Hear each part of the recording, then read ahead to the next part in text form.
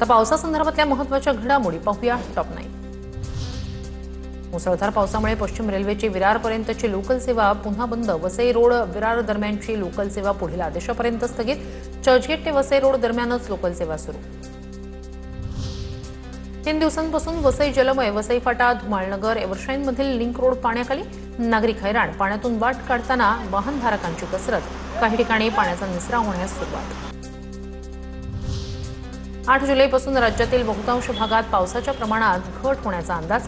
पुढील 10 दिवस ही परिस्थिती कायम राहण्याची शक्यता।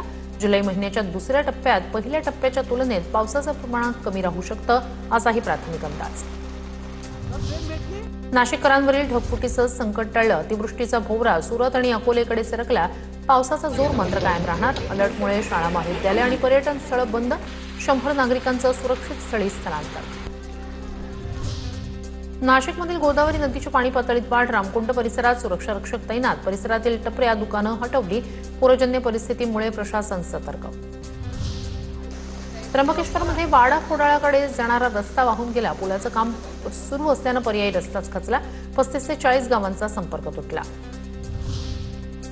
इंद्रायणी नदीला महापूर। आळंदीला जोडणारे 4ही पूल पाण्याखाली। वाहतूक पूर्णपणे बंद।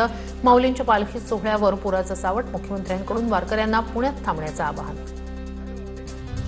पालघर जिल्ह्यात गेल्या 3 दिवसांपासून मुसळधार। सूर्य नदी वगळता जिल्ह्यातील प्रमुख नद्या इशारा पातळीवर। पालघरसाठी रेड अलर्ट। नागरिकांना सतर्कतेचं आवाहन।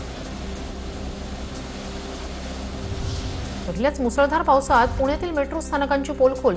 स्वारगेट आणि गरवारे मेट्रो स्थानकाला गळती रोखण्यासाठी प्रशासनाला बादल्यांचा आधार।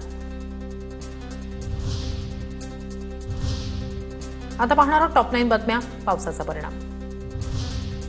मुसळधार पावसामुळे लोणावळ्यातील पूरस्थिती अधिकच गंभीर। हुडको कॉलनी पूर्णपणे पाण्याखाली। जवळपास 250 घरांमध्ये पाणी शिरलं। नागरिकांचं सुरक्षित ठिकाणी रेस्क्यू। राज्यात सर्वाधिक पाऊस लोणावळ्यात झाल्याची हवामान विभागाची माहिती। लोणावळ्यात 2 दिवसात 1290 मिलीमीटर विक्रमी पावसाची नोंद। जिल्ह्यात 24 ठिकाणी दरड कोसळण्याच्या घटना। खडकवासलामधील 7 ते 8 गावांचा संपर्क तुटला। पुलावर पाणी आल्यानं गावात प्रवेश करण्यास अडचणी। खानापूर, रांजणे, खामगाव रस्त्यावरील पुलावर पाणी, तर अनेक ठिकाणी भातशेती वाहून गेली। शेतातील मातीही वाहून गेल्यानं पंचनामे करण्याची मागणी। मुंबई नाशिक महामार्गावर जुन्या कसारा घाटात दरड कोसळल्यानं वाहतूक ठप्प। काही प्रमाणात महामार्गावरील माती आणि दगड बाजूला गेल्यानं एकेरी वाहतूक संथ गतीनं सुरू।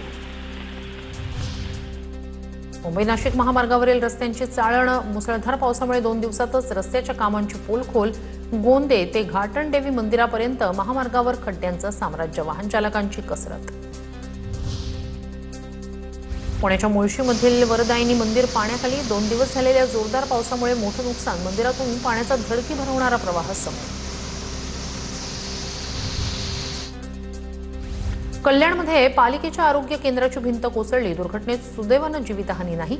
या संदर्भात शिंदेंच्या शिवसेनेचे नगरसेवक महेश गायकवाड यांच्याकडून प्रशासनाच्या कामकाजावर संताप व्यक्त। मुंबईत 6 दिवसात 1100 झाडं कोसळली। अवघ्या 6 दिवसात गेल्या 3 वर्षांच्या पावसाळ्यातील एकूण झाड पडण्याच्या घटनांनाही मागे टाकला।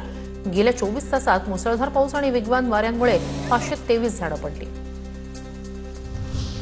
जुलैच्या पहिल्याच आठवड्यात मुंबईत रेकॉर्ड ब्रेक पाऊस। अवघ्या 5 दिवसात जुलै महिन्याची सरासरी पार। सांताक्रूजमध्ये सरासरीपेक्षा 5% तर कुलाब्यात 12% अधिक पावसाची नोंद। आता पाहणार आहोत टॉप 9 बातम्या। धरणं भरली।